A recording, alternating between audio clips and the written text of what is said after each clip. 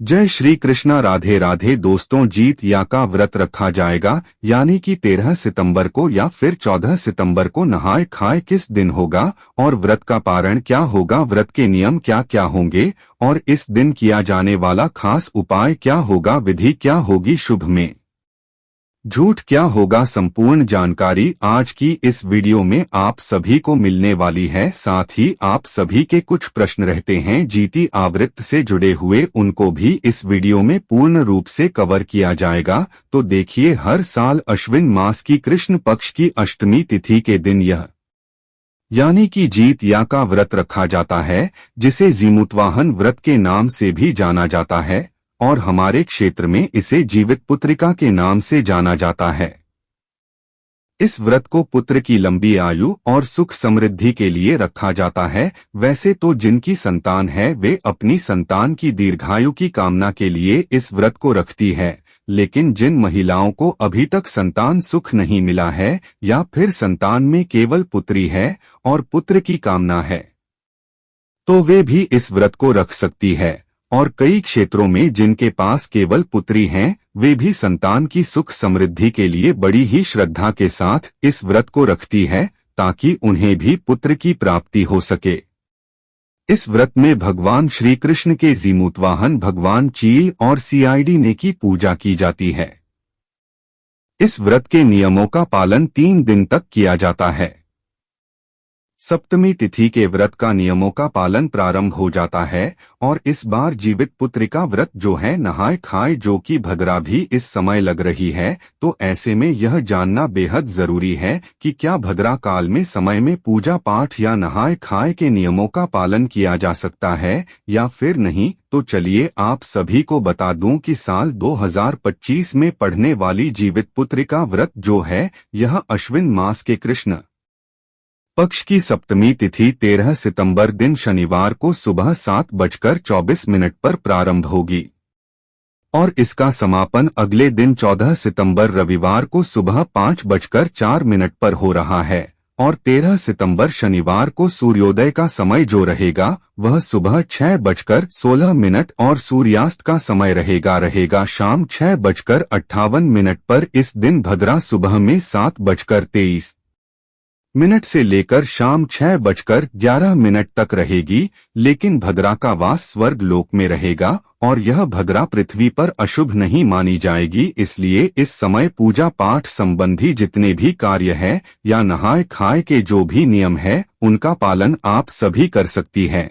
और नहाय खाए वाले दिन शाम की पूजा का शुभ मुहूर्त रहेगा शाम 6:58 से लेकर रात 38:38 तक। अगर बात करें या व्रत की सभी तिथियों की, तो सप्तमी तिथि जो है वह 13 सितंबर शनिवार को रहेगी, इस दिन नहाय खाए होगा। और अष्टमी तिथि 14 सितंबर रविवार को रहेगी, जिस दिन निर्जला व्रत रखा जाएगा, जिसे खुद जीत या भी कहा जाता है। और इसमें सुबह से लेकर अगले दिन सूर्योदय के तक निर्जला व्रत रखना होता है। नवमी तिथि रहेगी 15 सितंबर सोमवार को और इस दिन आप निर्जल व्रत का पारण करेंगे, यानी जीत या व्रत खोला जाएगा। इस बार अष्टमी तिथि 14 सितंबर पर रविवार को सुबह 5:05 से प्रारंभ हो रही है और जिसका समापन 15 सितंबर सोमवार को सुबह 3:06 पर हो रहा है। ऐसे में 14 सितंबर रविवार को यानी कि जीवित पुत्रिका का आप सभी व्रत रखेंगी। इस दिन सूर्योदय होगा सुबह 6:17 पर और सूर्यास्त होगा शाम को 6:27 पर। इस दिन शाम को प्रदोष काल के समय मुख्य पूजा की जाती है और शाम में 5:42 से 7:12 के बीच में आप सभी शाम की पूजा कर सकते हैं।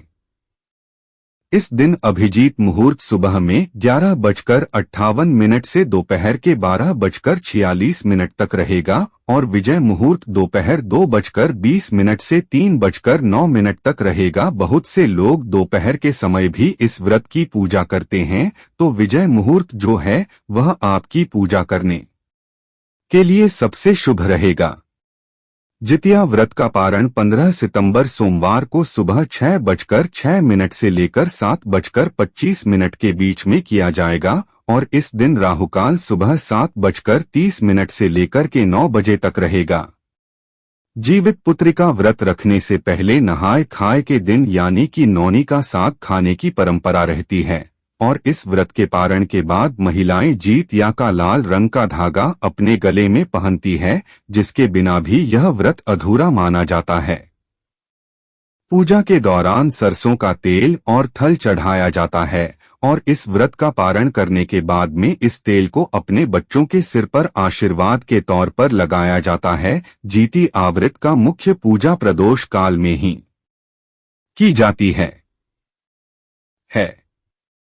तो इस दिन महिलाएं पूजा स्थल को गोबर से लीपकर साफ करने के बाद में गंगाजल छिड़ककर शुद्ध कर लेती है और इसके बाद में एक छोटा सा तालाब पूजा स्थल के पास में बनाया जाता है, जिसमें पाकर की दाल या फिर पहनी खड़ी की जाती है। फिर तालाब के जल में कुशा से बनी हुई जीमूतवाहन भगवान की मूर्ति स्थापित की जाती है। साथ ही गाय के गोबर और मिट्टी से चील और सियारने की भी मूर्तियां बनाई जाती है और जिसके बाद सभी का विधि विधान से पूजन करके व्रत की कथा पढ़ी या फिर सुनी जाती है और सबसे अंत में आरती करके भोग लगाया जाता है और अगले दिन सूर्य देवता को अर्घ देने के बाद में व्रती महिलाएं नौनी का साग मनवा की रोटी या फिर भात खाकर अपना व्रत खोलती है। यह व्रत भारत के पूर्वांचल में बड़े ही जोरों शोरों से मनाया जाता है। जितिया व्रत बहुत ही महत्वपूर्ण माना जाता है। हमारे शास्त्रों में इसका उल्लेख किया गया है।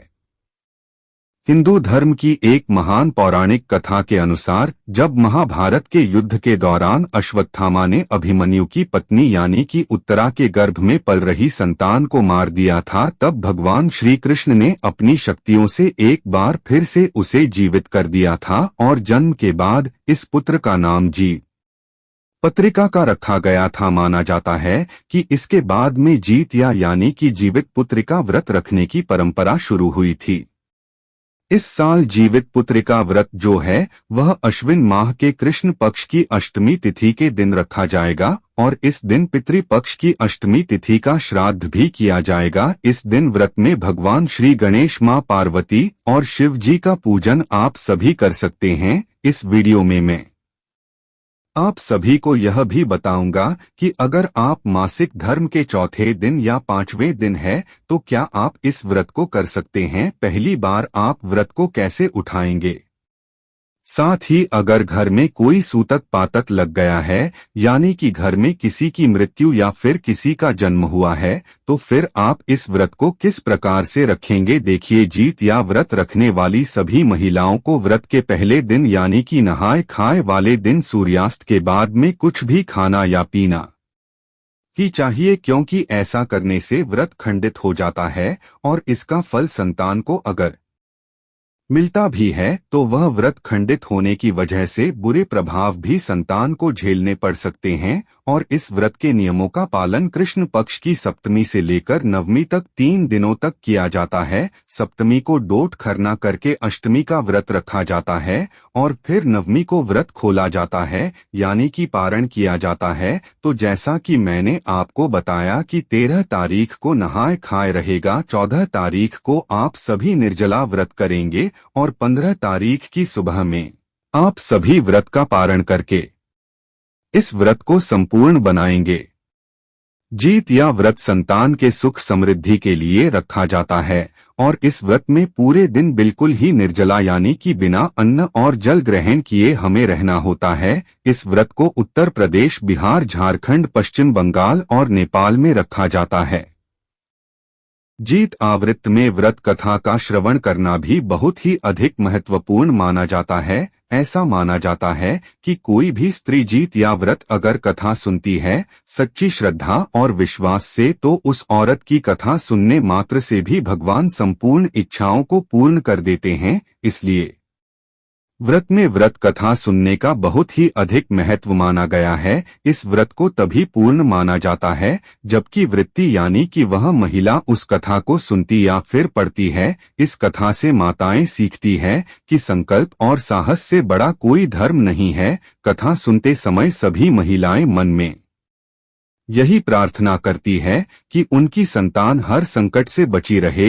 यह कथा केवल कहानी नहीं बल्कि आस्था का एक दीपक है जो हर माह के हृदय को प्रशासित करता है। दोस्तों, जीवित पुत्रिका का सबसे कठिन और महत्वपूर्ण हिस्सा है निर्जला उपवास, जो कि पूरा दिन बिना भोजन और पानी के रहे ना होता है। यह तपस्या आसान नहीं है, लेकिन मातृत्व से बड़ा इसे सहज बना देती है। माँ सोचती है कि अगर मेरे बच्चे को जीवन लंबा और सुख मिलता है तो यह तपस्या में मुझे करने में कोई कठिनाई नहीं है। यही तो संकल्प की शक्ति है जो असंभव को संभव बना देती है। चलिए अब जान लेते हैं कि अगर पीरियड्स हो जाते हैं, पीरियड्स का तीसरा, चौथा या पांचवां दिन है, तो क्या हमें इस व्रत को धारण करना चाहिए। तो देखिए, आप व्रत कर सकती है, लेकिन आप पूजा सामग्री या पूजा विधि से जुड़ा हुआ कोई भी कार्य नहीं करेंगी। मन और आस्था से आप इस व्रत को धारण कर सकते हैं, इसमें कोई दो राय नहीं है।